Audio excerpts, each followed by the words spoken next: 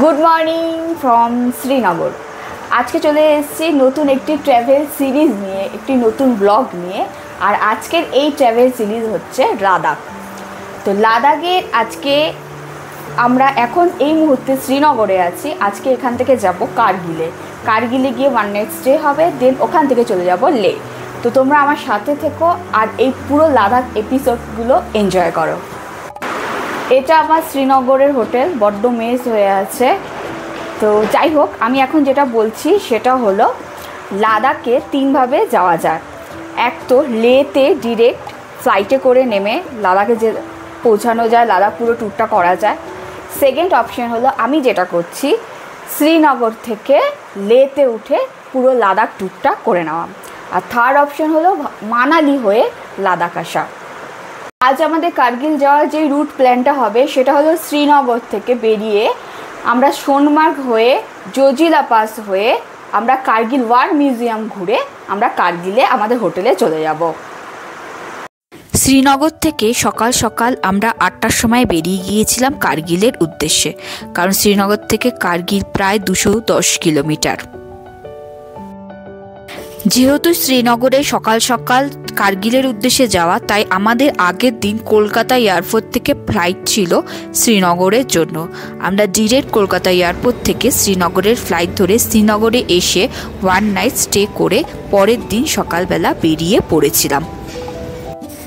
শ্রীনগর থেকে যেহেতু আমরা কারগিলে যাব আর যেহেতু শ্রীনগরে আছি, তাই ড্রাইভার দাদাকে রিকোয়েস্ট করে একবার ডাল লেকের কাছে এসেছিলাম, কারণ ডাল লেক না আসলে শ্রীনগর যে এসেছি এটা তো মনেই হতো না। ডাল লেকের পাশে এসে আমরা প্রায় 10 মিনিট মতো দাঁড়িয়েছিলাম এবং ডাল লেকের এই সুন্দর সিনারিওটা উপভোগ করছিলাম। তারপরে আমরা 10 মিনিট মতো কাটিয়ে এখান থেকে রওনা দিয়েছিলাম কারগিলের উদ্দেশ্যে।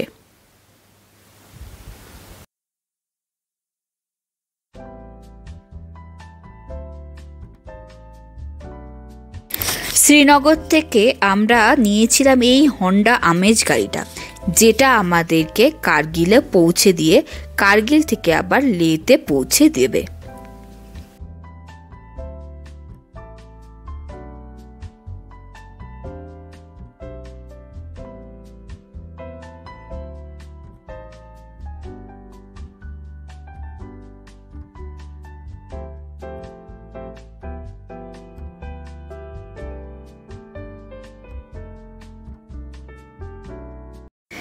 আমরা পৌঁছে গিয়েছিলাম সোনমার্গের কাছে।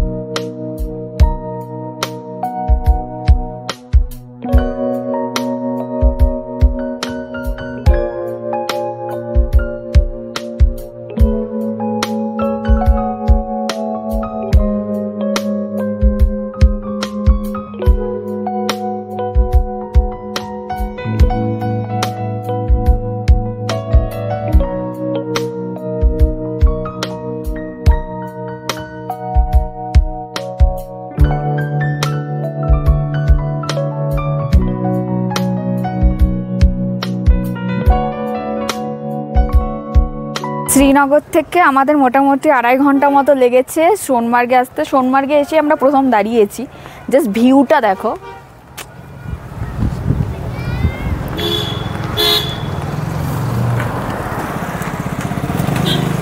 আমরা এর আগে যখন শ্রীনগরে এসেছিলাম তখন ওখানে ওই জায়গাটাতে খাজিবাস গ্লেসিয়ার আছে, ওখানটাতে গিয়েছিলাম। আজকে তো আর যেহেতু কাশ্মীর ঘোরার প্ল্যানিংয়ে নেই, তাই রাস্তায় যেতে যেতে যেটুকু হচ্ছে আমি দেখাচ্ছি। এরপর আমরা জোজিলা পাস 0 পয়েন্টে যাব, ওখান থেকে হয়ে কারগিলে ঢুকবো। তো কারগিলে পুরো রাস্তা কিন্তু অসাধারণ। আর শ্রীনগর থেকে এখানে আসতে আমাদের 2.5 ঘন্টা মতো লেগেছে। রাস্তায় কিছু কাজ হচ্ছে, তার জন্য আরেকটু সময়টা বেশি লাগলো। দেখা যাক আগে আরও কী হয়। আজকের এই ভিডিওটাতে এখনও পর্যন্ত শুরু থেকে আমি কথা বলে যাচ্ছি।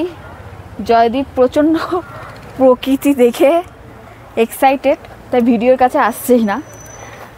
তো জয়, সোনমার্গ পর্যন্ত এর আগেও তুমি কাশ্মীরে এসছো, কিন্তু এইবার জুনে সোনমার্গ কেমন লাগলো পুরো রাস্তাটা? ভালো, ন্যাচারাল বিউটি আছে। এখন বরফটা কম, কিন্তু এটা অন্যরকম এটা একটা অন্যরকম সৌন্দর্য। ঠিক আছে, বাকি 0 পয়েন্টটা দেখি, আর 0 পয়েন্ট জজিলা পাসটা কতটা কীরকম লাগে। কাশ্মীরের কিন্তু তুলনা নেই, জাস্ট মানে লাদাখ তো এখনও বাকি আছে, তবে কাশ্মীরের সোনমার্গ মানে এই রাস্তাটা আস্তে আস্তে চোখ কিন্তু জুড়িয়েই যাচ্ছে, আরও অনেক দেখা বাকি। কাশ্মীর কাশ্মীর কাশ্মীর কিন্তু সত্যি ভূস্বর্গ। সোনমার্গের খাজিবাস গ্লেসিয়ারটা পার করলেই এই সামনেটা, এখানে বেশ কিছু দোকান আছে, রেস্টুরেন্ট আছে, এখানে সবাই চা খাচ্ছে বা টিফিনও কিছু করতে পারে। আমরা ব্রেকফাস্ট যেহেতু হোটেলেই করে এসেছি, তো আমরা একটু চা খেলাম, রেস্টও পেলাম, টয়লেটও ইউজ করলাম, প্রতিটা দোকানে প্রায় টয়লেট আছে।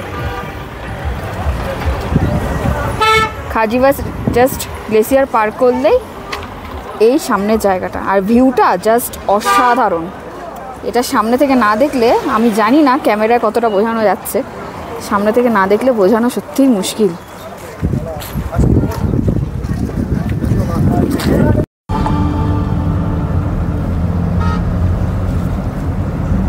সোনমার্গ থেকে বেরিয়ে আমরা এখন 0 পয়েন্টের দিকে যাচ্ছি।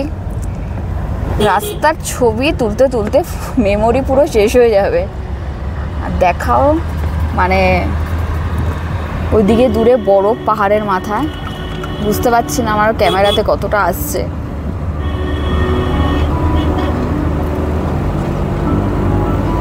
কাশ্মীরের তুলনা নেই।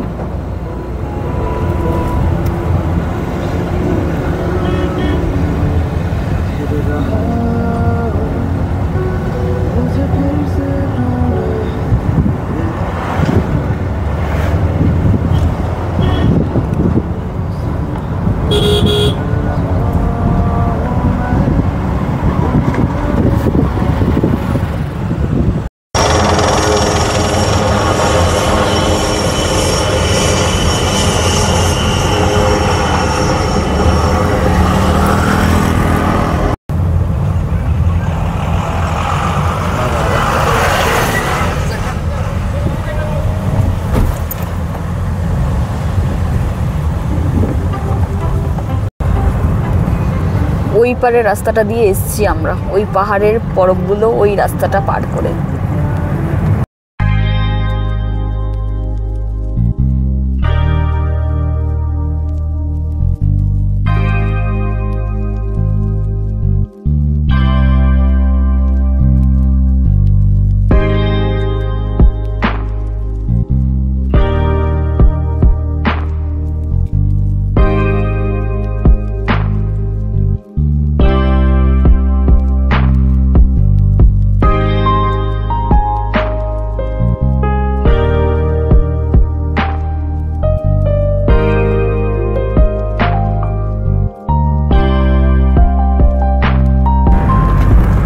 বরফটা জাস্ট মানে ফাটাফাটি, যা সামনে থেকে বরফটা দেখো, মানে পুরো গাড়ির সামনে থেকে দাঁড়িয়ে বরফটা জাস্ট দেখো।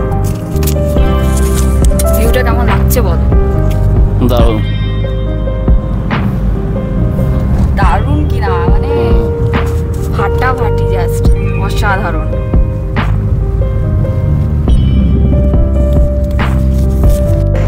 রাস্তাটা এতটা সুন্দর যে আমরা না দাঁড়িয়ে পারলাম না, আমি দাদাকে রিকোয়েস্ট করে এই জায়গাটাতে দাঁড়ালাম।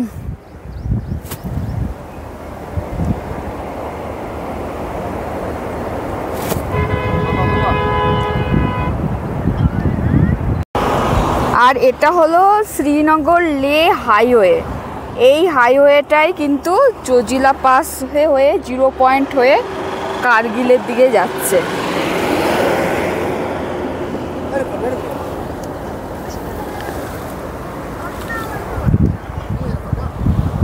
কত ছবি তুলবো আমি জানি না, বাট অসাধারণ একটা জায়গা, অসাধারণ। ওখানে 5 মিনিট মতো দাঁড়িয়ে আমাদের গাড়ি আবার জজিলা পাসের উদ্দেশ্যে রওনা দিল।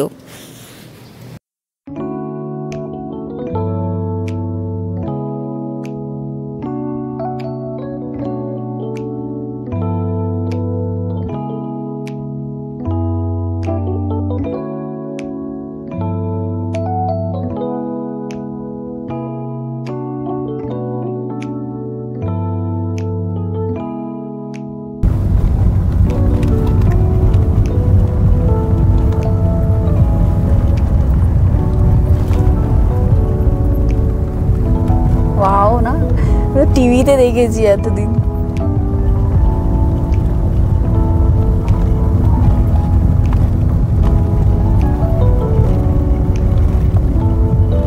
নিতে থাকো বন্ধ করবে না। সামনে বসবে নাকি?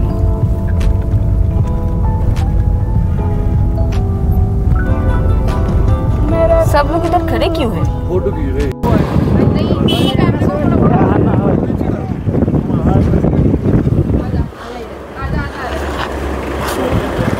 এটাই হলো জজিলা পাস। এখানে একটা আই লাভ জজিলা লেখা আছে। অসম্ভব ভিড়। আপনাদের ভিউটা জাস্ট দেখাচ্ছি।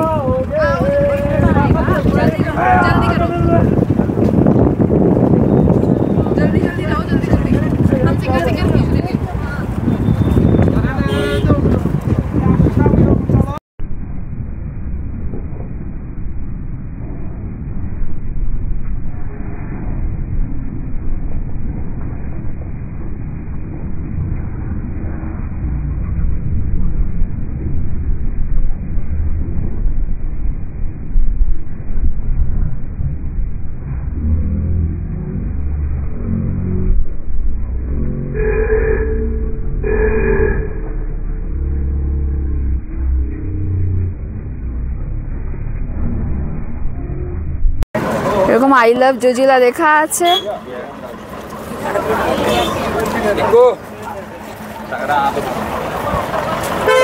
আর এখানে ছবি তোলার জন্য সবার লাইন লেগে গেছে।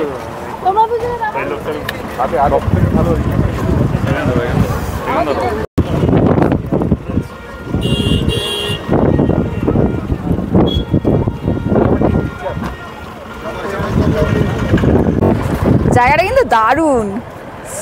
এখানে মানে প্রত্যেকটা জায়গায় প্রত্যেকটা ভিউ সুন্দর, বাট এটা সব থেকে টপে রোড মনে হয় শ্রীনগর লে যেতে গিয়ে, তার জন্য এটা বেশি ফেমাস।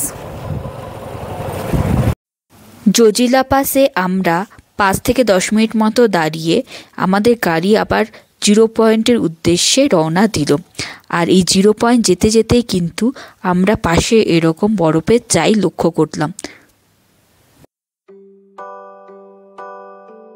জজিলা পাস ক্রস করে আমরা এখন 0 পয়েন্টের কাছে চলে এসেছি। 0 পয়েন্টের এখানে অনেকেই দাঁড়াচ্ছে, দাঁড়িয়ে এখানে বরফের কাছটাতে যাচ্ছে। যদিও অন্য সময় অনেক বরফ থাকে বেশি, এখন একটু কমে গেছে। ওই বরফের কাছেই যাচ্ছে, নিচের কাছে। ওখানে বেশ কিছু গাড়ি, দোকান, অনেক কিছু আছে দেখছি।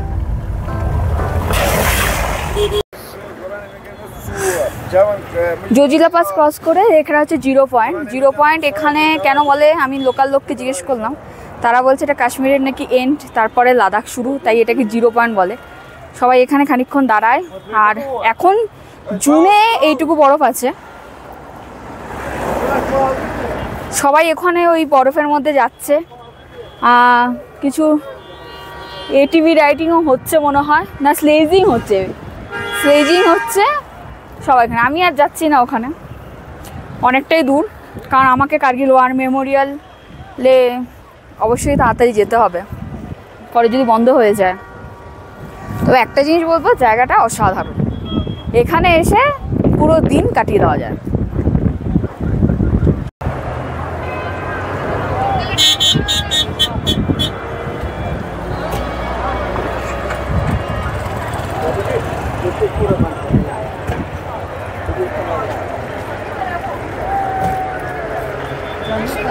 লাদাখে আমরা কাশ্মীর ক্রস করে বা লাদাখে ঢুকছি। কাশ্মীর ক্রস করে আমরা লাদাখে ঢুকলাম।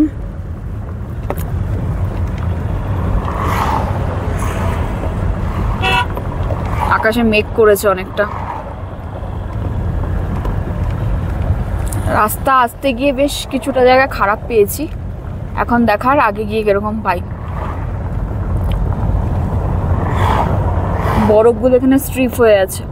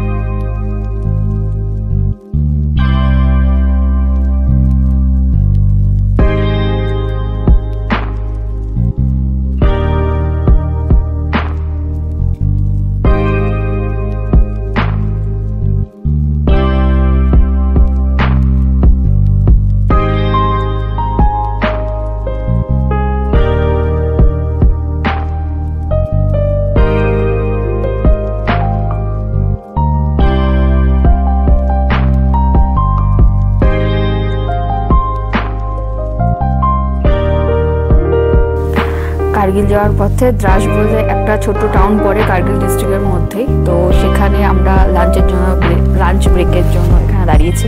3টে বাজে, এখনও ওয়ার মেমোরিয়াল পৌঁছাতে পারিনি। তো এখান থেকে নাকি আর 7 কিলোমিটার। এখন আগে খুব খিদে পেয়ে নিয়েছে, খিদের আগে পেট পুজো, তারপরে মেমোরিয়ালে যাব। দ্য মেডোজে দ্রাসে এই হোটেল কাম রেস্টুরেন্ট আছে এখানে খেলাম, খাবার কোয়ালিটি দারুণ। এখানে চাইলে তোমরা দ্রাসে খেয়ে নিতে পারো। আর এর থেকে যেটা বেটার সেটা হলো এর পেছনের ভিউটা জাস্ট দেখো, সত্যি কোনো তুলনা নেই, ফাটাফাটি। এরকম একটা ভিউতে এই হোটেলটাতে স্টে করলেও কিন্তু এরকম একটা ভিউতে দিব্যি কাটিয়ে দেওয়া যায়। পৌঁছে গেছি কার্গিল ওয়ার মেমোরিয়ালে।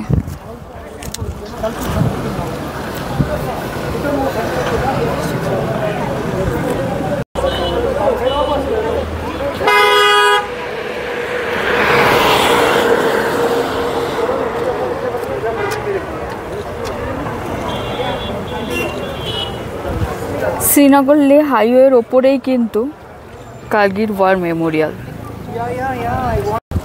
এন্ট্রির সময় আই কার্ড চেক করাতে হয় এবং আই কার্ডের এন্ট্রি করানো হয়।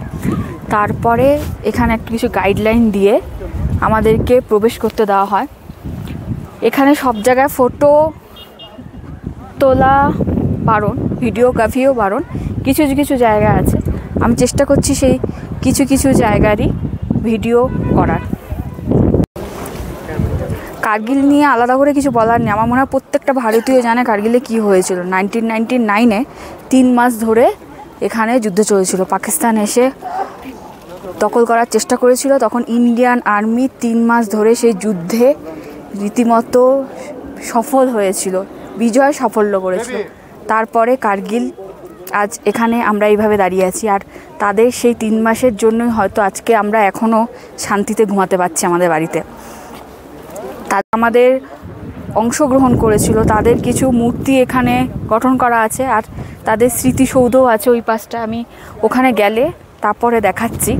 আমাকে এখান থেকে একজন ইন্ডিয়ান আর্মির লোক বললো এই পাহাড়টা আর এর পেছনের পাহাড়গুলোতেই নাকি যুদ্ধটা হয়েছিল।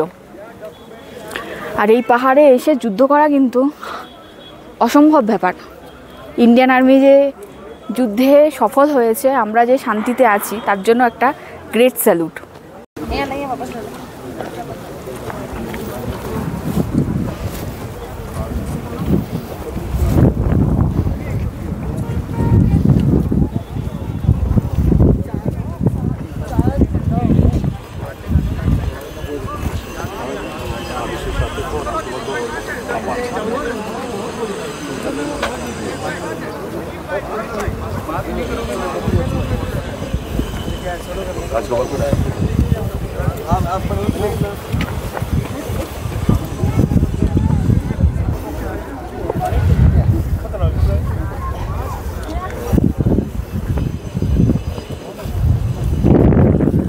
कैप्टन विक्रम भट्टा।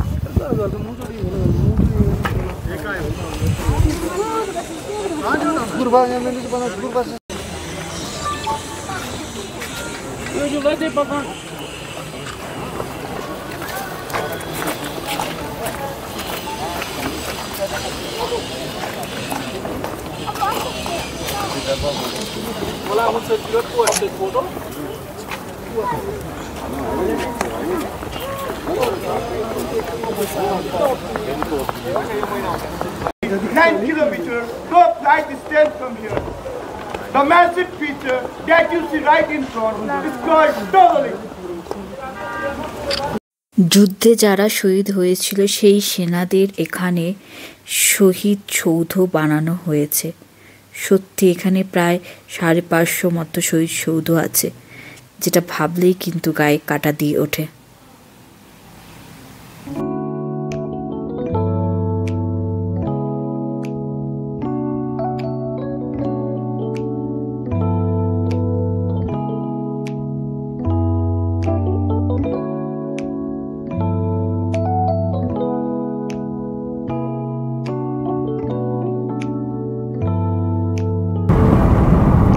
কার্গিল ওয়ার মিউজিয়াম থেকে আমাদের আরও মোটামুটি 1 ঘন্টা আমাদের হোটেলের পথ। আর পাশে এই সুন্দর নদীটা যেটা যাচ্ছে এটা হলো দ্রাস রিভার।